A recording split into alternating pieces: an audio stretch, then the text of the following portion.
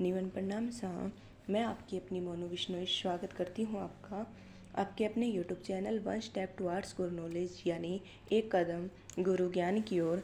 आज हम जानेंगे गुरु महाराज जाम्बू जी के मुख से उच्चारित वाणी शब्द संख्या 56। गुरु महाराज जाम्बू जी से वहाँ पर उपस्थित विश्नोइयों ने पूछा कि हे गुरुदेव, हमें दान की विधि के बारे में बताइए, हमें किसको दान देना चाहिए। तब गुरु महाराज जाम्बू जी ने इस शब्द का उच्चारण किया। आइए भवास सहित जाने। ओम कुपातर को दान जूं दीजिए, जाने रण अंधेरी चोर जूं लिए।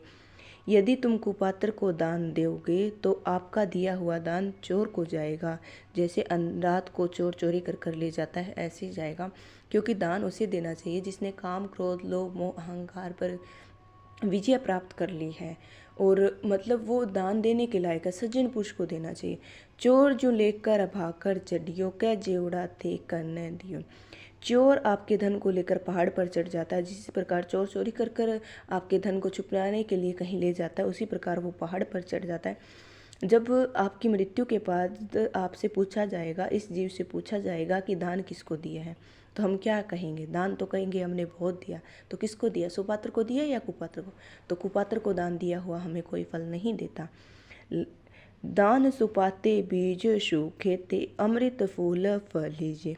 जिस प्रकार से उत्तम खेती में समय पर बोया हुआ बीज फूलता है, उसी प्रकार से सुपात्र को यदि हम दान देते हैं तो हमारा वो दान अमृत के समान होगा। अर्थात किसी ज़रूरतमंद की वास्तव में उसे ज़रूरत है तो हमें उसकी ज़रूरतमंद को दान देना चाहिए, ताकि वो मन से दुआ निकले। ये नहीं भाई मन में आए उसी को दे दिया। सुपात्र यानी कि जो दान देने के लायक हो।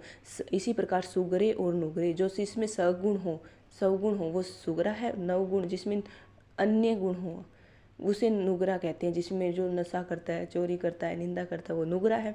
जिसने काम, क्रोध, लोभ, मोह, अहंकार पर विजय प्राप्त कर लिया है, परमात्मा का भजन करता है, किसी की निंदा नहीं करता है, वो सुगरा है, वो सुपात्र है। और नुगरा कुपात्र है। काया कसौटी मन गो कुंटो, जरना डाकण दीजिए। जिस सज्जन पुरुष ने अपनी काया को तपस्या रूपी कसौटी पर लगा दी है, जिसने अपनी मतलब काया को, अपने हृदय को तपस्या में तपा लिया है, जिसने अजर जो सदा ही जलाने वाले होते हैं उनको ढक लिया। अजर यानी कि काम, क्रोध, लोभ, मोह, अहंकार को ढक लिया है, वो अजर, उसे दान देना चाहिए। थोड़े माही थोड़े रो दीजिए, होते ना है ना न कीजिए। सुपात्र को दान देने के लिए आपके पास थोड़ा है तो थोड़ा ही दीजिए। पास में होते हुए सुपात्र के लिए ना न करें। अगर आपके पास 2 रोटी है और सुपात्र को भूख लगी है तो आप 1 रोटी उसे दे दीजिए। थोड़े माही थोड़ी रे दीजिए, होते माही ना न कीजिए। जो जो नाम विष्णु को बीजिए, अनंत गुना लिख लीजिए। जिस प्रकार से विष्णु का नाम लिया हुआ अनंत गुना फलदायक होता है, उसी प्रकार पापों का नाश कर देता है। उसी प्रकार अगर हम किसी को दान देते हैं तो वो हमारा अनंत गुना हो जाता है। एक गुणा दानम अनंत गुना फलम, ये कहा जाता है ना, तो इसी प्रकार कहा गया है।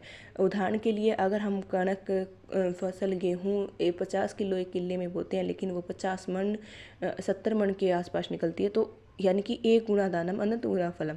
हमने 50 ही किलो दिए और उसने हमें मण में दे दिए। 40 किलो के अनुसार 40 किलो का 1 मण होता है, तो इतना उसने हमें वापस दे दिया। उसी प्रकार अगर हम विष्णु परमात्मा नाम लेते तो हमें अनंत गुना लाभ हम होता है। धन्यवाद जी। इसी के साथ हमारी शब्द संख्या 56 पूर्ण होती है। आशा करती हूँ आपको समझ आया होगा। कहीं कोई भूल चूक हो तो अपनी छोटी बहन बेटी समझकर माफ़ कर देना। जय हिंद, जय भारत।